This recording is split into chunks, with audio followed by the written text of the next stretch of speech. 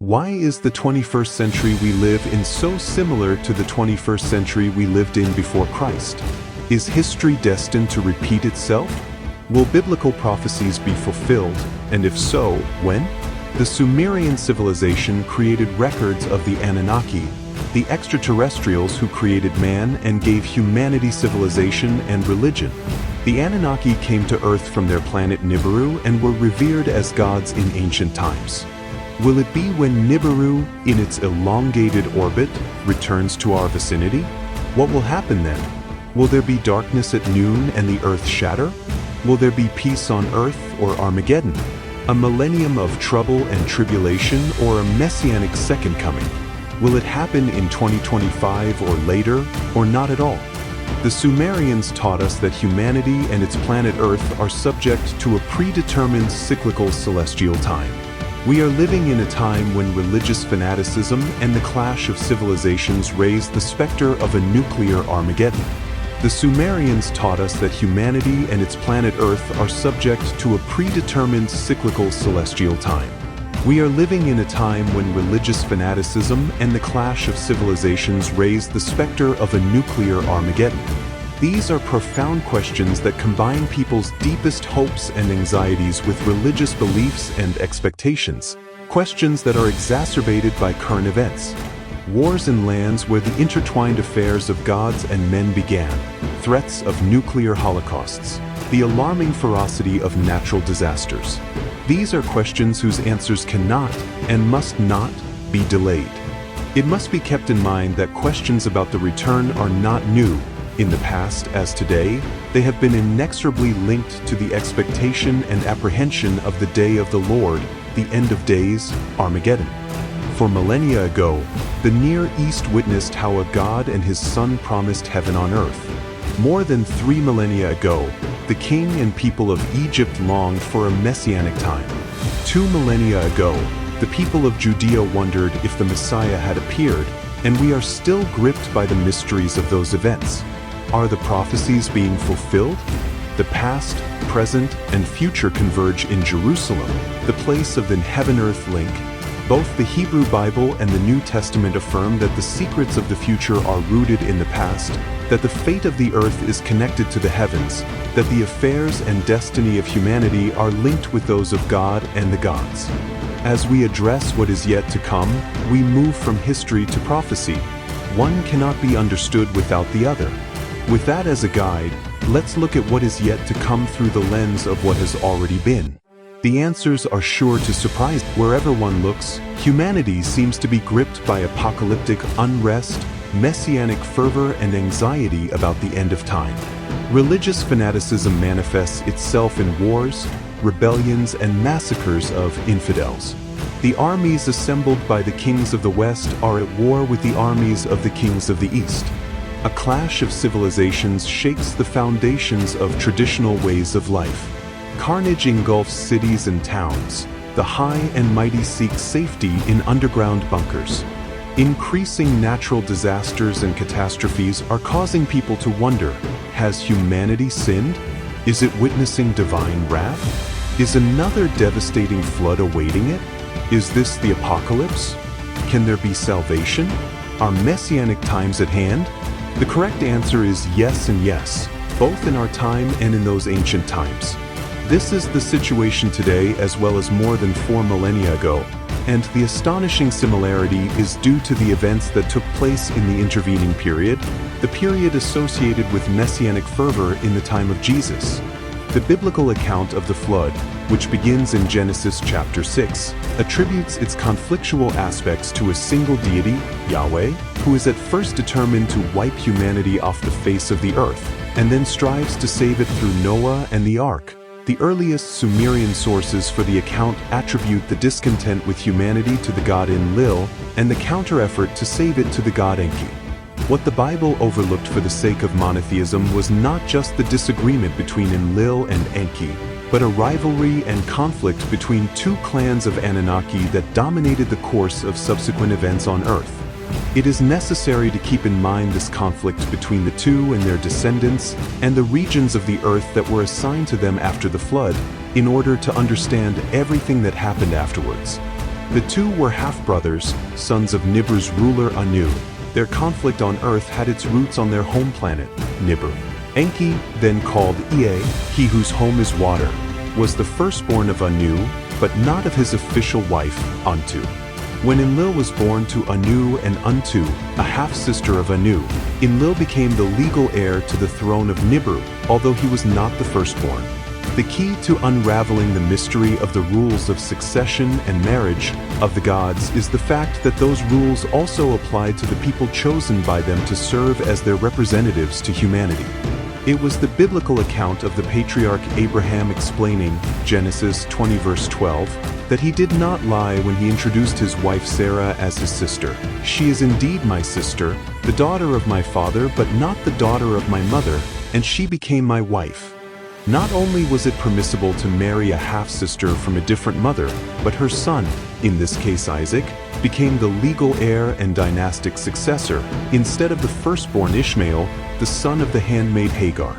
Although these rules of succession seem complex, they were based on what those who write about royal dynasties call bloodlines, what we should now recognize as sophisticated DNA genealogies that also distinguished between general DNA inherited from parents as well as mitochondrial DNA, mtDNA, which women inherit only from their mothers. The complex but basic rule was this: dynastic lines continue through the male line. The firstborn son is next in succession. A half-sister can be taken as a wife if she had a different mother, and if a son is later born to such a half-sister, that son, even if not the firstborn, becomes the legal heir and dynastic successor. And then the flood swept the earth, washing away all the cities of the gods, their mission control center and spaceport, and burying Eden under millions of tons of mud and silt. Everything had to be repeated, but many things could no longer be as they were before. The flood was a turning point, both literally and figuratively, in the affairs of gods and men, and in the relationship between the two. Earthlings, who were created to serve and work for the gods, were henceforth treated as junior partners on a devastated planet. The new relationship between men and gods was formulated, sanctified, and codified when humanity was granted its first great civilization, in Mesopotamia, around 3800 BC. The momentous event followed a state visit to Earth by Anu, not only as ruler of Nibiru but also as head of the Earth-based pantheon of the ancient gods. Another, and probably the main, reason for his visit was the establishment and affirmation of peace among the gods themselves. A live-and-let-live agreement dividing the lands of the old world between the two main Anunnaki clans, that of Enlil and that of Enki, since the new post-Diluvian circumstances and the new location of the space facilities required a new territorial division among the gods.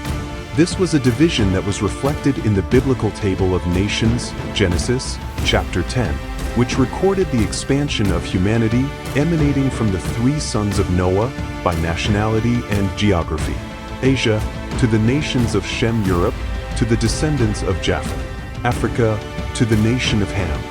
Historical records show that the parallel division among the gods assigned the first two to the Enlilites, the third to Enki and his sons. The connecting Sinai Peninsula, where the vital post-flood spaceport was located, was set aside as a neutral sacred region.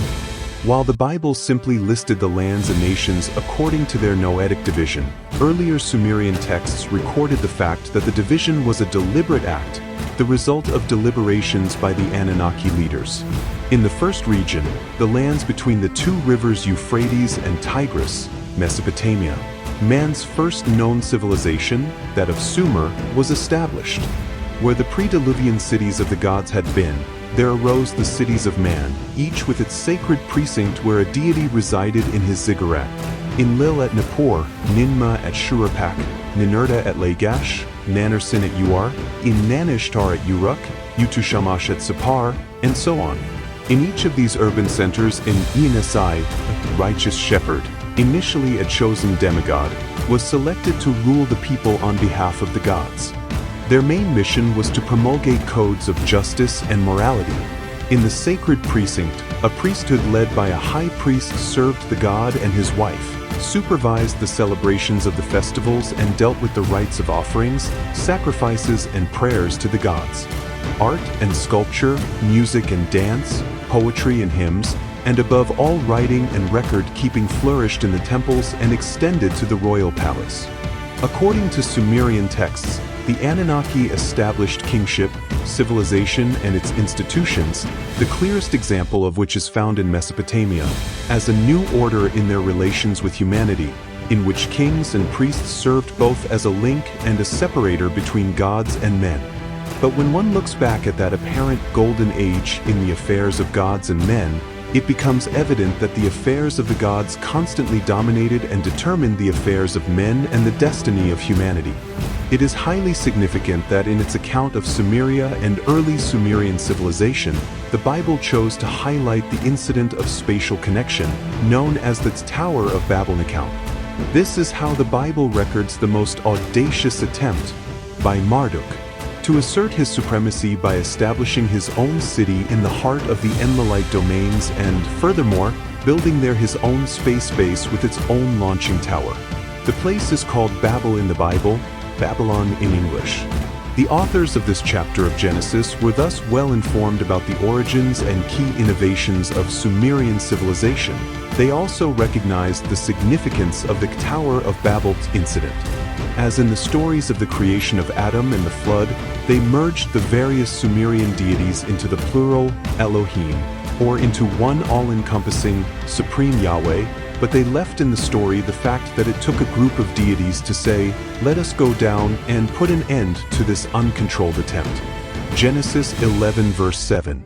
It was a period of instability and confusion in the Mesopotamian heartland, which subjected it to incursions from neighboring lands. The so-called Gudians, later the Elamites, arrived from the east. Semitic-speaking peoples arrived from the west. But while the Easterners worshipped the same Enkite gods as the Sumerians, the Amuru, Westerners, were different. Along the shores of the Upper Sea, the Mediterranean, in the lands of the Canaanites, the people were indebted to the Enkite gods of Egypt. There the seeds were planted which to this day have brought about holy wars waged in the name of God, except that different peoples had different national gods. Sumerian and later Babylonian records attest to the veracity of the biblical account and contain many more details, linking the incident to the general tense relations between the gods which led to the outbreak of Tut's Pyramid Wars after the flood, where several nuclear bombs were detonated. Will they return? When will they return? The answer to the first question is yes. There are clues to be heeded and the prophecies of return must be fulfilled. The answer to the second question has preoccupied humanity since the decisive events in Jerusalem more than 2,000 years ago. In the 21st century BC, a war between the kings of the East and the kings of the West was followed by a nuclear calamity. 21 centuries later, when the time before Christ passed into the time after Christ, the fears of humanity were expressed in a scroll hidden in a cave near the Dead Sea, which described a great and final war of the sons of light against the sons of darkness. Now, once again in the 21st century AD, a nuclear threat looms over the same historic site. It is reason enough to ask, will history repeat itself? Does history repeat itself in some mysterious way every 21 centuries? In Ezekiel, chapters 38 to 39, a war, an annihilating conflagration, has been described as part of the end of days scenario. Although Gog of the land of Magog, or Gog and Magog, are predicted to be the main instigators of that final war, the list of combatants who will be absorbed in the battles will encompass virtually every major nation. And the focus of the conflagration will be the inhabitants of the navel of the earth, the people of Jerusalem according to the Bible, but the people of Babylon as a replacement for Nippur for those for whom the clock stopped there thousands of years ago. In summary, we have posited a connection between biblical prophecy that places Jerusalem at the center of a final conflict and a reinterpretation in which the ancient sacred center of Nippur and later Babylon plays an analogous role. The use of Babylon instead of Nippur suggests a focus on how the history and mythology of the Sumerian civilization influence modern apocalyptic narratives. Thank you for joining us on this journey of discovery. Don't forget to subscribe to our channel for more captivating historical content. And as always, like, share, and leave your thoughts in the comment section below. Until next time, stay curious, stay inspired, and keep exploring the hidden truths of our world.